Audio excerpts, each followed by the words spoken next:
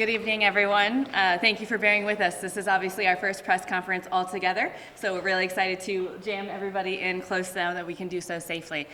Thank you all so much for taking time to be here with us. This has been a difficult session, but I could not be more proud with how the House Democrats continue to fight for the people of Missouri. Every day, the House Democratic Caucus advocates for laws to improve the lives of all Missourians.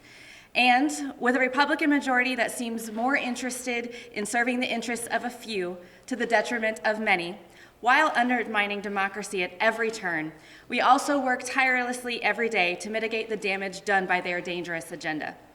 We're proud of our work providing critical support on a range of legislative accomplishments this year. Missouri finally joined the rest of the country and passed the prescription drug monitoring program. We leveled the playing field between local businesses and online retailers through Wayfair. We banned chokeholds by police, stopped the harmful, bigoted attacks on innocent trans children, delivered long overdue protections to kids living in residential facilities. House Democrats played a decisive role in determining the outcomes of these and many, many other legislative issues. Serving in a legislative minority is always challenging. And unfortunately, today is even more difficult when the majority party no longer respects democratic principles or the rule of law. Just before session began, 54 House Republicans, including the current Speaker, signed a letter promoting the big lie about the 2020 presidential election. The letter's organizer subsequently skipped the very first day of session to attend the January 6th insurrection, at which thousands of people stormed our nation's Capitol. That day marked the biggest internal threat to our democracy since the Civil War. Against that backdrop of actively working to overturn a lawful election, some policies that the Missouri Republicans have pushed over the last 5 months came as no surprise. When Missourians protested for police accountability, the Republican response is to push the protesters and to punish protesters and protect problem officers.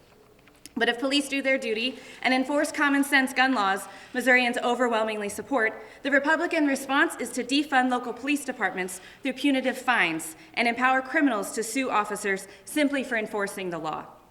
If voters exercise their constitutional right to go around this Republican-controlled legislature to enact much-needed changes with big majorities, as Missourians have done with things like Medicaid expansion and right to work and numerous other issues, the Republican response is to ignore their mandates and gut their power to do so. And if the state constitution clearly and unequivocally mandates that lawmakers do something Republicans don't want to do, then the Republican response is to simply ignore the Constitution. Just ignore it, and intentionally and shamelessly ignore the will of Missouri voters. Our democracy will not long survive when the party in power has no respect for it. And our Constitution loses any meaning when the party in power refuses to follow it. In fact, we heard Republicans declare countless times this year on the very House floor that the people's vote in our Constitution do not matter. Despite what Republicans might wish, our Constitution and the voters' voices do matter, and voters should reinforce that reality by removing from office any lawmaker who claims otherwise. With that, we're happy to take questions.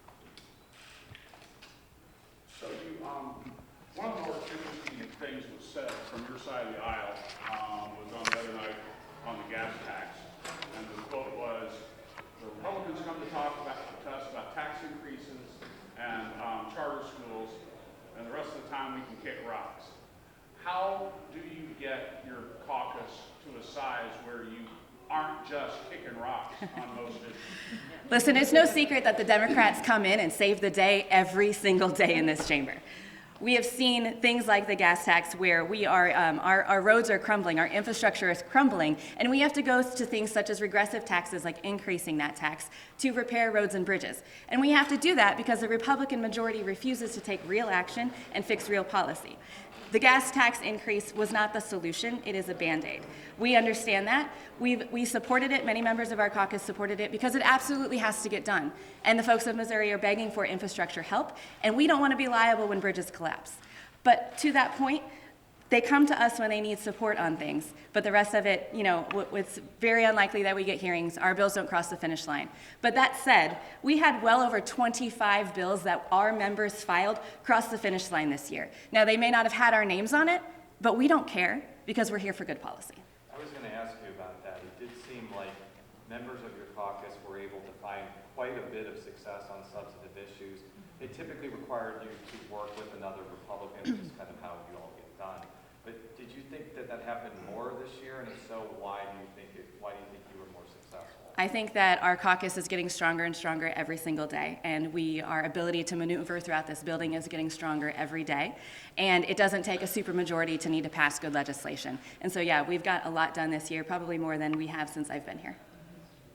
Would you talk about the failure of the unemployment legislation? The speaker said that conversation was not over. What would you say about that? Yeah, so unfortunately, the Republican majority decided to tie this egregious overpayment recall that, as you all know, at no fault of their own taxpayers or Missourians are now having to pay back this money that they need to survive. I will tell you that I know many of us in the caucus have received phone calls and emails of folks truly not knowing how they're going to pay their bills because they have to pay this money back. And unfortunately, the Republicans tied that to some egregious unemployment benefit package on the other side of the conversation.